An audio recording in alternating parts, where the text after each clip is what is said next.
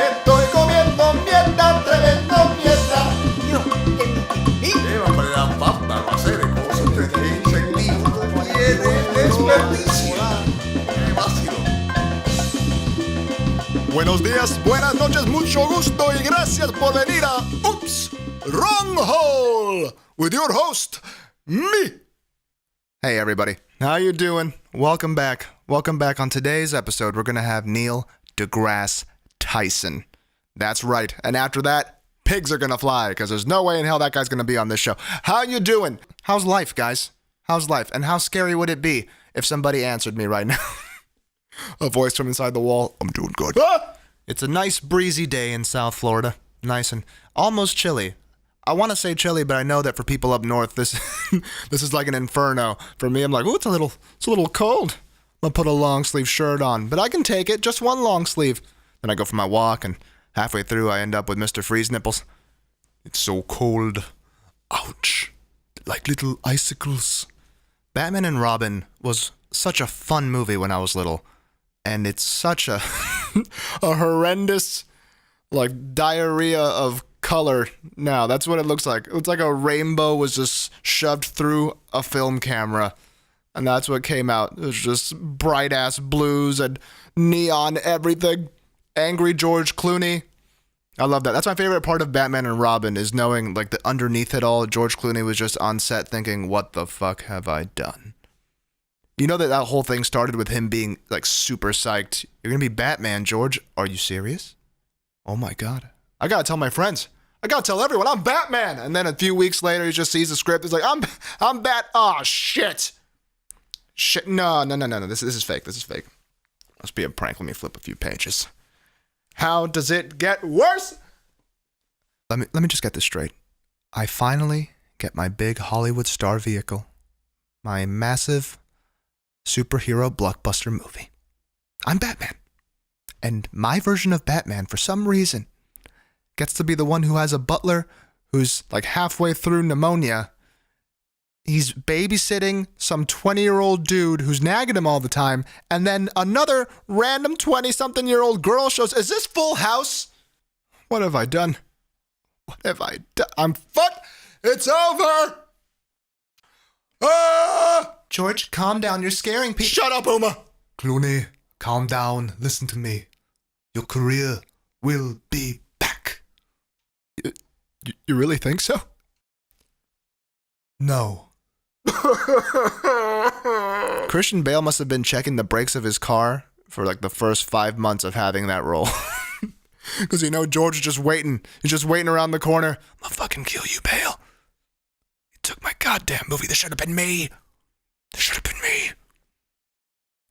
Honestly, I don't think Clooney had any ill will towards Christian Bale or any of the following Batmen.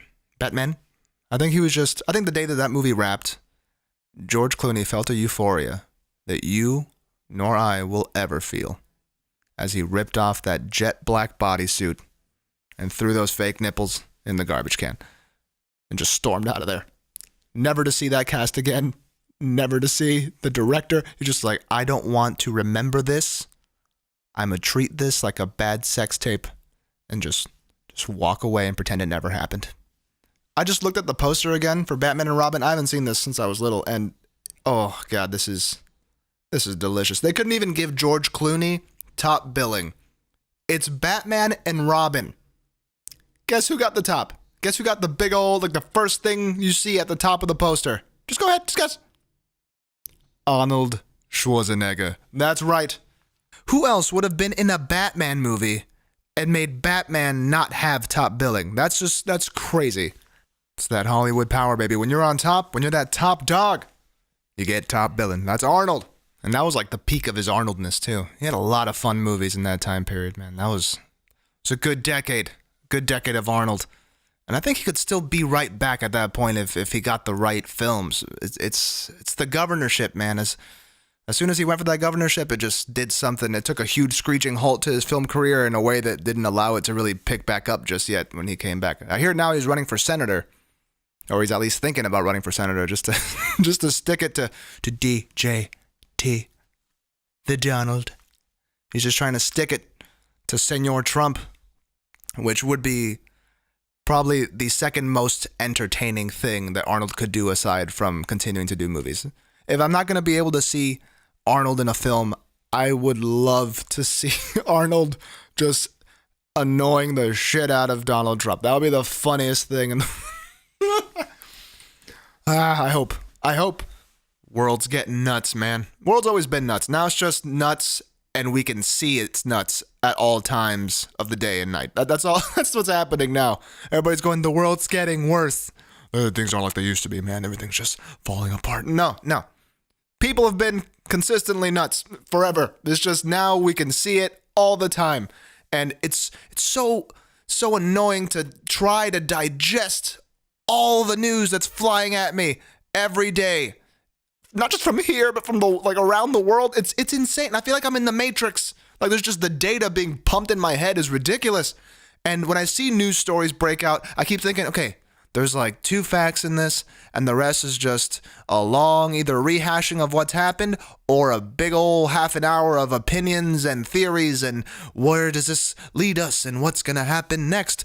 There's way more opinion than there is news in the news. And you know what? Speaking of the Matrix, this is not a complete change of topic, but speaking of the Matrix, Warner Brothers wants to get that thing going again. I don't understand. I don't get the original Matrix. First off, was not just a great film. I like all of them, by the way, but I know a lot of people that don't like 2 and 3, so I'll stick to the first one. But the original Matrix was not just a great movie. It was also a huge step forward in terms of movie making itself. It was a huge technological leap that after that movie came out, things were different. So that's why it's a weird movie to try to remake right now, because of what it was. If it was just a great movie that didn't have any other kind of cultural thing attached to it, any kind of advancement to it, then I would say, yeah, whatever, if you want to, remake it, whatever. But because of what it is, it doesn't make any sense, because the main impact of The Matrix was that it was great, plus those insane special effects at the time. And that's what I think is really going to hurt this reboot. It won't be that mind-blowing thing that they did the first time around, so it's automatically not going to have the impact the first one had. They're forgetting that. They're forgetting what The Matrix brought to the table that was outside of your regular movie aspects. They're forgetting that level of the cultural impact and why it had the impact that it had. So what they should do, in my opinion, is they should at least wait until virtual reality is going full throttle and then make The Matrix with that technology. I think that would be the closest they could get to the original impact that the first Matrix had, the reaction with the crowd. It would be a leap. It would be another leap in terms of experience, and that's, their best shot at recreating the magic of the original Matrix, which I think now if they did it with the current tech that they have, it wouldn't have the wow factor. It would just have, better CGI. That's it. And if that's the only upgrade you could give a series like The Matrix, don't do it. It's not worth it. It's not worth it, Warner Brothers. What do you guys think? Can you hear me, America? I don't just want to talk to America. I feel like I'm leaving a lot of people out. Can you hear me, planet Earth? That's right. It's more inclusive. Talking to you, guy from Bangladesh. You matter. You matter to me. But you know who you don't matter to? Donald J. Trump, the Sultan of fake news. There's so many news sources. Who to trust, people? Who to trust? NBC? CBS? NPR? UPN 33? How am I supposed to know what's real up in here? Why am I screaming? I guess I just wanted to feel like Oprah for a second. But seriously, people. Seriously. The tidal wave of news we get every day. I never trusted any of those anchors, any of the reporters. I trusted evidence. Audio, video, and documents. And then Adobe took a big old dump on my belief system. I was watching a video from an Adobe conference where they showed that technology exists now where you can alter audio clips of people talking to make them say things they never said. And you know that when we get tech, that means that the army's had it for a long ass time and their version of it is fantastic. So that's a whole other can of worms. But the point is, even audio clips of people talking, that kind of evidence isn't safe from being tampered with. Which again throws me right back to square one, because at least before I was like, well, You know, I might not know exactly what's going on in the news, but at least I can count on video evidence. What is that? CGI? Well, at least I can count on audio. That's right, good old audio. You're always there for me. What's this? What's this Adobe video? Ah, shit. That's how I feel. It takes me back to square one, and it's not fair. It's not fair. I want to believe. I just don't know who to believe. Sure, no, it's not Trump. You know why I know? I'm not even saying that because of Trump being Trump, because he's obviously nuts. But the thing that puts the icing on the cake is Sean Spicer. Sean Spicer walks up to that podium like he just thought about drowning himself. The next time he goes out to make a press conference, just look in his eyes. That man is always on the verge of tears. If that guy had a cologne, it would be called Anxiety and Despair by Sean Spicer. Maybe the commercial would have Brad Pitt in a black and white room saying some shit that doesn't make any sense. We all walk down the sidewalk of life, gray as the concrete, dry as the wind, or blue as my balls. I don't know what I was trying to get at, guys. Can I get one more take? J'adore Dio. But anyway, the point is, I just want to know the truth, people. Just like you. Just like every other red-blooded human being. I was going to say American, but that sounds a little too nationalist. I don't want to go that route. But you know what? You know what, people? Enough with the serious talk, okay? We've had enough, right? Let's liven it up. Let's try something new, and I've got just the thing. I've always wanted to have open phone lines for people to call in and talk to me on a show. And guess what? We did it. We're doing it starting today. The first phone call to Oops Wrong Hole. That's right. Here we go. I'm going to turn on the lines. Let's see what we get. Maybe one person calls by accident. Waiting. No way. We have a caller. We have our first caller. Here we go. I'm excited. 3, 2. Hello, you are live on Oops Wrong Hole. Hello, I'm John from Connecticut. Well, hello there, John. Welcome to the show. How can I help you? You can't! John? No.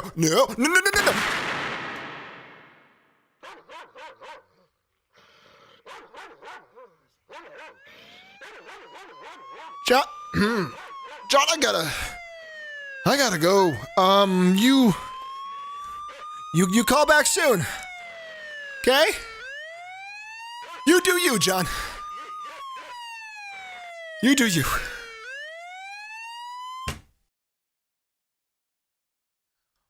Well, that was John from Connecticut. God rest his soul. You know, life can be surprising sometimes, but you can't let it hold you down, people. Okay?